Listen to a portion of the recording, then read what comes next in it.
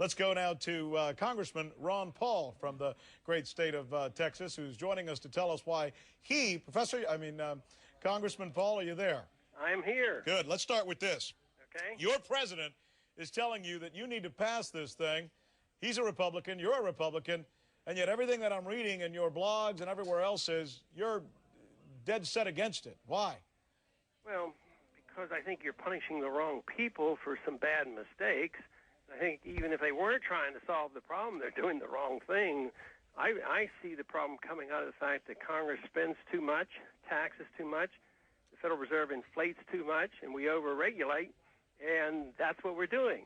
A lot more of the same, but all the pain and suffering is passed on to some people who had nothing to do with the problem, trying to bail out some people who ended up with a lot of illiquid assets. So what would you suggest we do then as an alternative?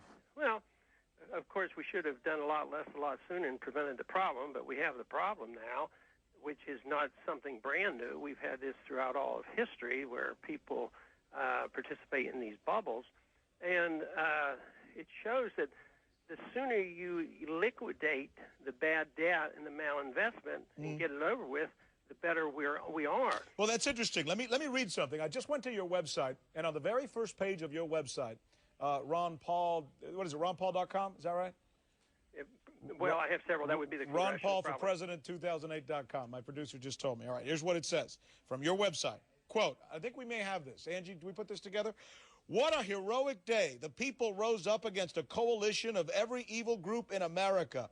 The central bank, Wall Street plutocrats, politicians, banksters, think tanks, including the pseudo-libertarian sort, big media, big academia, and big business, and won. Today we get a taste of what things may look like when the regime is finally toppled and its theft and killing stopped. Wow. Do you agree? Do you agree with that? Well, I think those are, I don't know exactly which words you're quoting from where and when, but yes, a lot of innocent people, were getting blamed, and they stood up. The bill went down yesterday, not because Pelosi gave a speech that annoyed some people. It went down because millions and millions of American people said they don't want to participate in that, and the politicians in Washington finally woke up and saw that this was a deal for special interest and wasn't going to help the average citizen. So this was a populist decision on the part of the elected officials? Well, I think so. On some part, it was purely political. Another part, it was very philosophic, and it was, tough on some and not so tough on others. I mean, it wasn't very hard for me to know what I was supposed to do. Yeah, well, yeah, it's in keeping with much of the statements that you have made in the past, many of which you were castigated for in criticizing this particular administration in the past by people like Rudy Giuliani, for example, in one of the debates. It's interesting the way things... By the way, and we're down to about 10 or 20 seconds. Given what's going on, do you feel somewhat vindicated?